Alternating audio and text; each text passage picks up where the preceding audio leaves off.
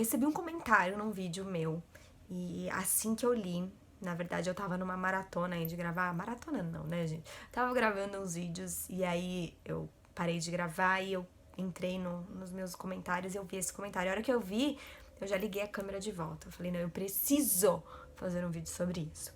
E a Aline, ela deixou um comentário num vídeo meu perguntando assim, se em algum dia eu já saí da escola com um pensamento assim, eu tô esgotada, eu tô no meu limite físico, psicológico, eu não aguento mais. Se eu já passei por isso, e se eu já passei, o que eu fiz? Como lidar com isso, né? E a hora que eu li, eu falei, meu, preciso falar sobre isso. E Aline, eu já quero pedir desculpas, porque eu não sei se eu vou poder te responder assim, tipo, o que eu fiz, o que fazer, né? Eu não sei se eu vou poder te dar essa receita mágica, mas eu posso compartilhar com você e com vocês um pouco da minha história. E eu já posso começar dizendo que sim, e eu não sei te falar quantas vezes foram. Eu posso te dizer que a grande maioria das vezes. Eu não quero aqui parecer reclamona, não, não, muito pelo contrário, porque eu acho que se a gente tá muito infeliz aonde a gente tá, a gente tem que mudar, e eu vou falar sobre isso também nesse vídeo. Mas, sendo muito sincera com vocês, eu já pensei e ainda penso muitas vezes. Eu posso afirmar que o ano de 2018 foi o ano em que eu menos me perguntei e menos senti isso, porque foi um ano de muita realização pra mim, mas em todos os outros anos e no ano passado também, eu já me perguntei isso algumas vezes, e nos anos anteriores eu já me perguntei muito isso. Eu já cheguei a entrar no meu carro chorando de dor emocional, de dor física, de dor de cabeça, e falando, eu nunca mais vou voltar, nunca mais eu vou voltar. Eu posso compartilhar algumas experiências aqui com você, e com vocês, né? Com você, Aline, e com vocês. Eu lembro logo que eu entrei nessa carreira, há 12 anos atrás, mais ou menos, eu me dedicava muito, muito. Eu sempre amei, então eu sempre fazia por gosto. Eu ganhava nada, nada, nada. Eu ganhava muito pouco como uma auxiliar, mas eu era encantada pelo que eu fazia, onde eu estava, eu era apaixonada. Eu via meu futuro ali. Sabe aquelas bobas apaixonadas? Era eu. E eu fazia tudo com muita dedicação, eu procurava sempre dar o meu melhor. E isso é muito cansativo, mas é muito gratificante. Porém, quando você percebe que você não vai ter um futuro bom ali, quando você percebe algumas coisas acontecendo que eu digo de situações entre as pessoas, sabe? Parece que as coisas vão acontecendo para que você não tenha sucesso. As pessoas vão criando histórias sobre você, as pessoas vão prometendo coisas para você e não cumprem. E isso me deixou extremamente infeliz, e foi a primeira vez que eu entrei no carro. Liguei pra minha mãe e disse que eu não queria mais. Eu disse que que eu não aguentava mais, que eu queria acabar com isso. Mas assim, eu tinha meses de início de trabalho. Enfim, continuei. E nesses anos de trabalho agora, assim, dentro da área pública, eu lembro que a primeira vez que eu fui pra minha escola, que era uma escola super longe, numa comunidade super carente, numa realidade extremamente diferente daquilo que eu tava acostumada, de uma realidade que a gente só vê na televisão, nos jornais, a gente acha que a gente nunca vai chegar perto, sabe?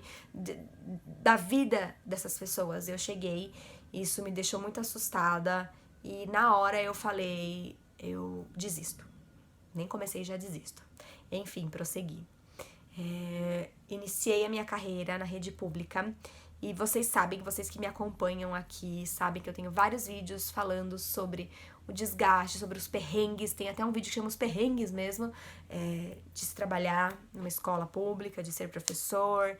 E eu me lembro nitidamente de vários dias de eu sair da escola com aquela sensação de aperto, de dever não cumprido, por vários motivos. Seja pela carência daquelas crianças, então assim, de você olhar, você traz conteúdos que pra você são tão gloriosos, e a hora que você chega na realidade da sua sala de aula, você vê crianças com carências tão grandes e tão profundas que você primeiro precisa suprir o que não é suprido dentro de casa, pela sociedade, pela família, e para depois você tentar dar o seu conteúdo. E muitas vezes você acaba nem dando o seu conteúdo, né? Então, isso é uma coisa que cansa demais, falando bem a verdade.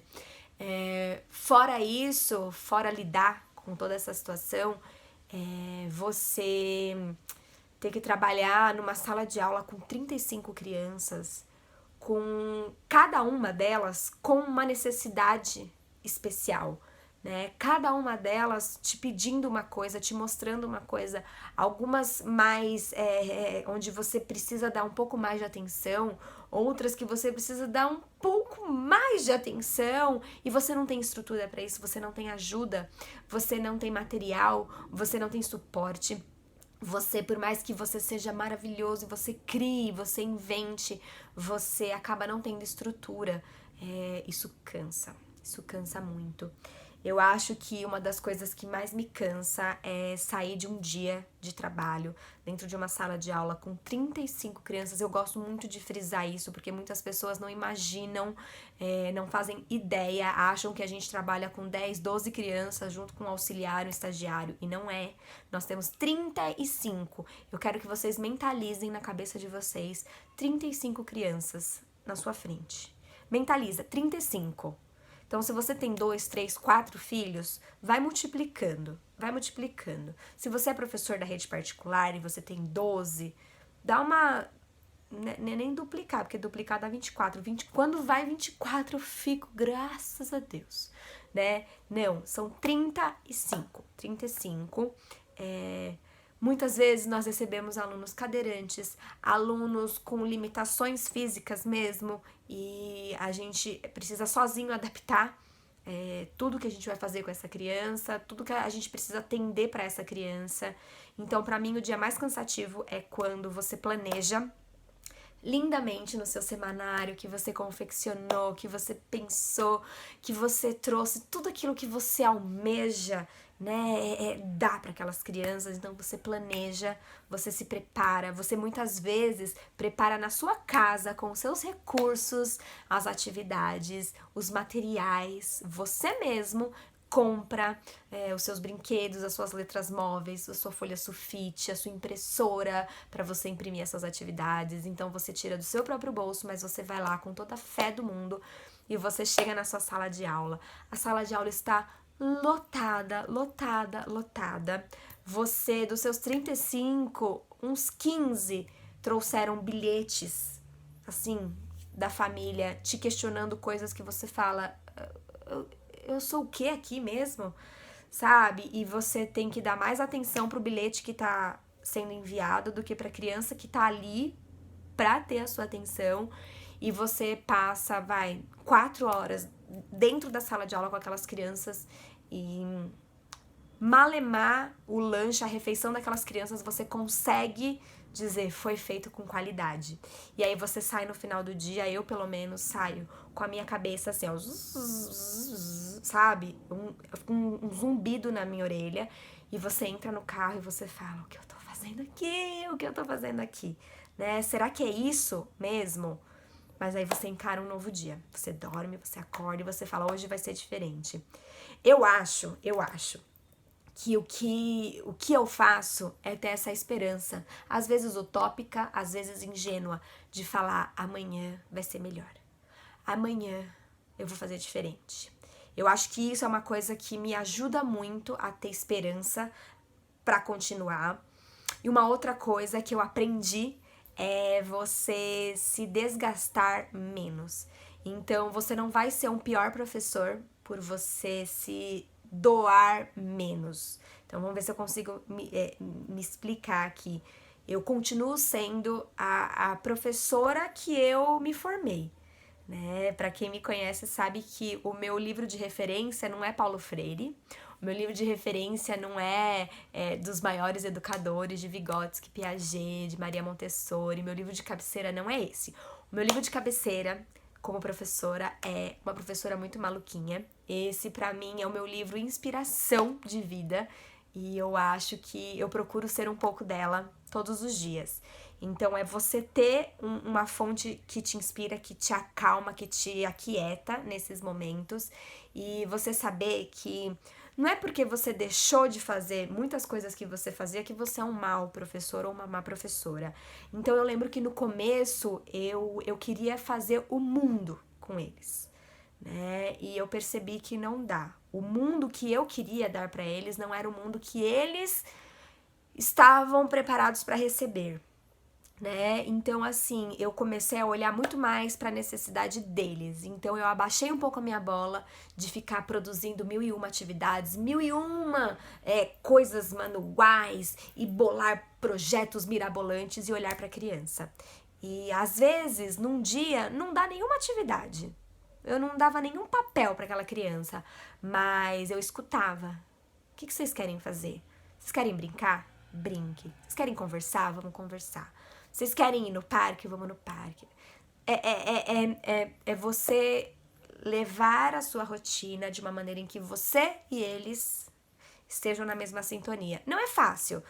Nos dias em que eu também decido ser zen, eu não consigo ser totalmente zen.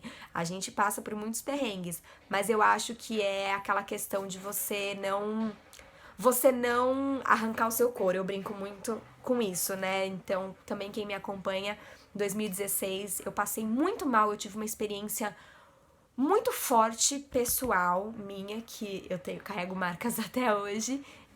Quem me acompanha sabe que eu tive uma situação de saúde que quase me levou embora daqui, e era uma situação emocional. E a gente descobriu depois com o psicólogo tudo, que é tudo que eu carregava. Então, assim, eu sempre me cobrei muito pra ser a melhor, pra sempre fazer mais, pra sempre. E não precisa ser assim. Não precisa ser assim. As crianças às vezes exigem, querem muito menos do que você chega pra dar, né? E a gente coloca muita expectativa em cima disso. Então eu parei de fazer muitas coisas que eu fazia. E eu percebi que eu continuo sendo uma ótima professora. Não quero me gabar, eu não quero, mas eu quero que vocês entendam meu pensamento. Eu deixei de fazer muitas coisas e eu continuo uma ótima professora. Eu acho que isso me ajudou e me ajuda muito, muito a encarar. Eu parei de me preocupar com o que acontecia fora da sala de aula, assim, sabe? Não que eu parei de me preocupar, mas eu levava muito em conta o que estavam falando de mim do lado de fora, ou o que os outros estavam falando, aquela fofoca que rolava do lado de fora. Então, assim, eu ficava mais agoniada pelo fora do que dentro da sala de aula. Então, eu já chegava na minha sala de aula agitada, com as fofocas, com as suposições, e aí a sala de aula agitada. Então, assim, para de pensar no que tá lá e viva a sua sala de aula. Entra da sua aula e vai embora. É um dia que você tá percebendo que você tá muito sem estrutura para trabalhar, replaneje. Faça um dia mais tranquilo. Se permita isso. Você vai ver o quanto isso te revigora ou te dá um gás, né? Mas não tem uma receita. Eu acho que a partir do momento que você não se sente bem e isso tá te trazendo mais malefícios do que benefícios, troca de profissão, troca de área, procura outra coisa pra fazer. E eu já pensei nisso várias vezes, eu já conversei com Deus muitas vezes e já pedi pra Ele me mostrar outras coisas que eu poderia fazer que não seja sala de aula. Muitas pessoas me perguntam, você não pretende ter um segundo cargo? Eu falo, olha, pretender eu não pretendo. Se caso um dia eu venha trabalhar com alguma outra coisa, além da sala de aula, não vai ser em outra escola. Eu pretendo que não seja em outra escola como professora. Eu vou fazer qualquer outra coisa. Quem sabe um dia eu me viro uma youtuber de sucesso, quem sabe eu viro um dia uma influenciadora de sucesso. Eu posso fazer qualquer outra coisa, mas eu não me vejo em outra sala de aula, né? E também hoje não me vejo saindo totalmente de dentro da escola. Deus colocou no meu coração muitas respostas a partir do momento que eu perguntei pra Ele, que eu falei, Deus, eu estou disposta a largar e trocar de área. Eu tô disposta a largar o meu cargo público e ir pra outro canto. O que eu faço? E Deus começou a me mostrar, a falar, tenha calma, aprenda a lidar com isso de uma outra maneira. As pessoas pareciam anjos de Deus falando, olha, eu tenho muita experiência nisso. Se hoje eu tivesse alguém com a experiência que eu tenho e falasse pra mim, né? Igual você que é nova de carreira, digamos assim, né? Então, hoje eu tenho 12 anos, mas as minhas colegas têm 30 e poucos anos de profissão, e elas falam pra mim, se alguém na minha época de 10 anos de profissão viesse pra mim e falasse, eu mudaria. Eu não viveria o meu magistério do jeito que eu vivi. Eu não me desgastaria no nível que eu me desgastei.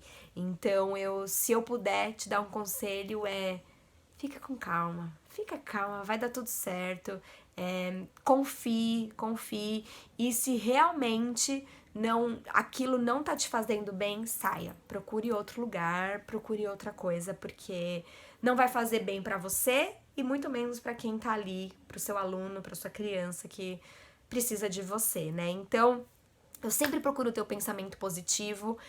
Esse ano eu tô voltando pra sala de aula. Eu não vou mentir aqui pra vocês que eu tô aqui, ó, com meu coração assim, porque eu saí da sala de aula num momento em que eu precisava desse respiro, eu precisava viver outras coisas, porque tava muito difícil e eu tive, e agora eu estou retornando pra sala de aula, e eu tenho um pouco de receio de como vai ser, se eu vou conseguir encarar, mas eu tenho muita fé, eu prefiro ir levando todos os dias, e se não der certo, que Deus me proporcione um outro caminho, uma outra porta para que eu consiga trabalhar e passar aquilo que eu estudei com tanto amor e carinho, aquilo que eu sinto que eu tenho que transmitir com tanto amor e carinho de uma outra forma, né? Então eu acho que é isso. Eu acho que não tem uma fórmula mágica, mas tem algumas coisinhas bem simples que a gente pode pensar no nosso dia a dia, né? Fora procurar ajuda, né? Eu acho que todo professor deveria ter uma ajuda médica, profissional,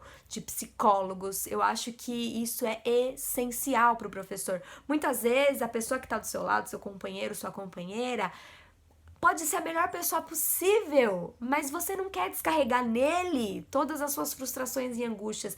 Então, ter o suporte de um profissional, sabe? Você não precisa estar no seu limite, você não precisa esperar chegar no seu limite. Tem o acompanhamento de um profissional, tem alguém que possa, né, te dar esse suporte. A gente deveria ter, no nosso ramo, parcerias com academias, né, para que o professor possa se exercitar, sabe, recursos para que a gente possa se manter são. E eu acho que isso é uma das grandes, um dos grandes medos que eu tenho. A gente sabe que o nosso futuro está muito incerto. Se realmente essa previdência mudar, eu vou ter que trabalhar até os meus 75 anos dentro de uma sala de aula para eu me aposentar. E eu não tô dizendo que eu não quero isso, sabe? Eu acho que se eu tiver qualidade e condições, eu nem me aposentar vou querer. Eu vou querer viver aquilo que eu amo fazer a minha vida inteira. Só que, do jeito que tá hoje, como é que querem que a gente fique tanto tempo trabalhando em condições desumanas, sabe? Isso foge um pouco da minha capacidade de compreensão. Por isso que eu acho que a gente tem que se preocupar com a gente, com a nossa felicidade. Faça coisas que te deixam feliz. Quando você sai da escola, esquece escola. Vai viver a sua vida, vai viver a sua família, vai passear, vai viajar, sabe? Curta a sua vida. Porque ninguém além de você e dos seus que estão ali do seu lado e que te amam, além deles, ninguém vai estar ali pra você no dia que você realmente precisar, sabe? No dia que você se enxergar numa situação difícil, seja de vida, sabe? Ninguém vai estar ali pra você dessa área, sabe? São poucos os que estarão, então cuide de você, pense em você, relaxa, faça uma meditação, faça uma oração, tente se acalmar o seu coração, porque se é o que você gosta, vai em frente e luta. Se isso não tá te fazendo bem, vai fazer outra coisa que eu tenho certeza que Deus te abençoa e te manda para caminhos muito melhores. E que essa seja uma experiência que tenha engrandecido você enquanto pessoa. Tá bom? Então é isso, gente. Eu acho que meu desabafo foi um pouco longo, mas eu espero que vocês tenham gostado. Um grande beijo. Fiquem com Deus e até os próximos vídeos. Tchau, tchau.